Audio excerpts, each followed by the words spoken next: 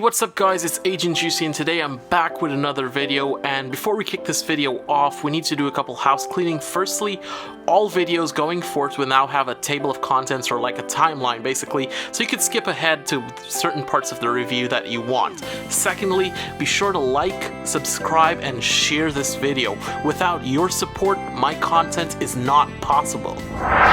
So the LG G4, and we're going back in time, that's correct. The LG G4 had a curved back door, rounded corners with a sharp edge, and you know, it had a removable back door so you could access the battery and all of that stuff.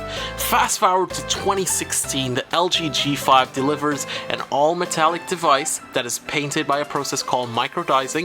It feels really nice in the hand, something you should definitely feel. It's amazing. Since the device has a smaller screen now, it sits lower in the hand, nice and low in the palm.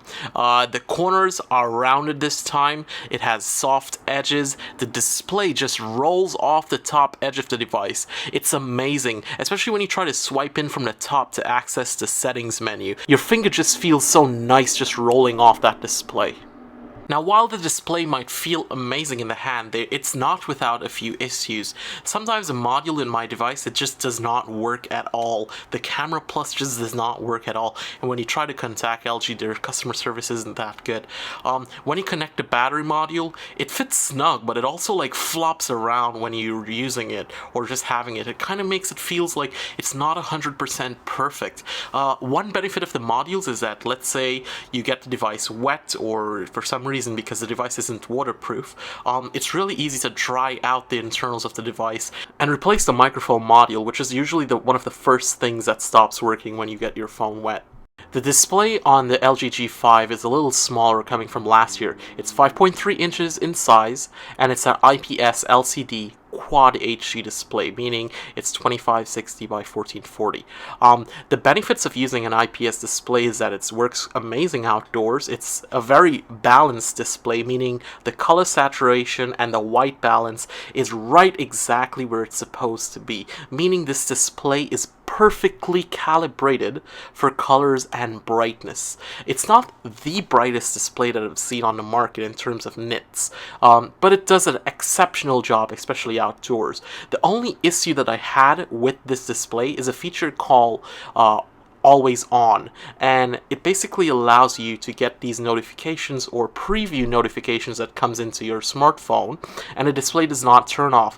Not being an OLED display means that all of the pixels are being used just to power the display to use always on. Yes, you can turn it off, but it does use some battery life. They say 0.8% of battery life, but for me personally, I think it's a lot more. And if you try to look at it outdoors using the always on display, it just does not work whatsoever. Watching movies and gaming experience was exceptional with this display. I absolutely love it.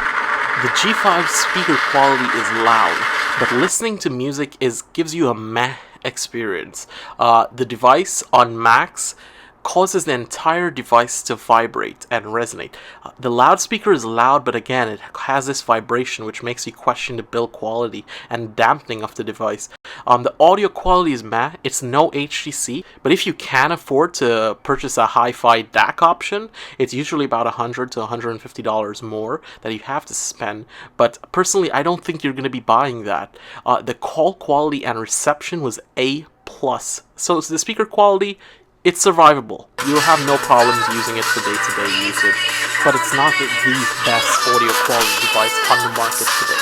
Touching on the performance and the software of this device, we're looking at the Snapdragon 820 powering this device, combined with 4GB of DDR4 RAM, which keeps this device snappy with no hiccups. I did get some minute lag when you unlock the device for the first time or move between apps.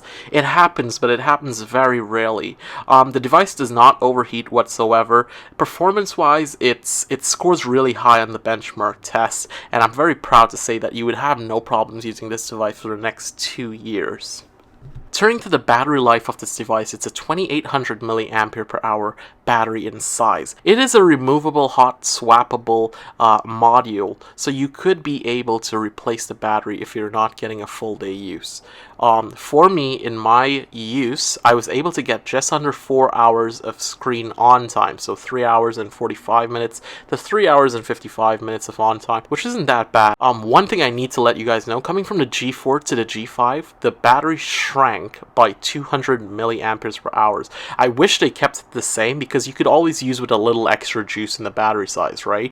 And lastly, the battery and the G5 comes with USB Type-C. On the software side of things, the LG G5 runs Android M or Android Marshmallow with LG's UX 5.0. LG's customization of Android is very close to pure Android, with a few user interface and user graphic changes. From the drop-down menu, it allows you to take a screenshot, which is very convenient. Double tapping the volume button allows you to launch a camera. There's a lot of little shortcuts inside of the device that I absolutely love. You can instantly take a photo when the camera launches, which I think is absolutely brilliant and makes your ecosystem better. Moving on to the cameras now, the G5 has 3 cameras, all with spectacular capabilities. At the back, we have a periphery-facing cameras. One is a wide angle that has a range of 135 degrees, and another narrow angle camera. The wide angle camera has an 8 megapixel sensor, which does well in low light. You do get a bit of grain that creeps into the corners of the shot, but you can also get some mind-blowing panoramic / landscape shots with great color grading. The regular narrow view lens is 16 megapixels at f1.8, and it's a behemoth. It's sharp, it's clear, it's tight. The LG algorithm for the camera works, and it works like clockwork.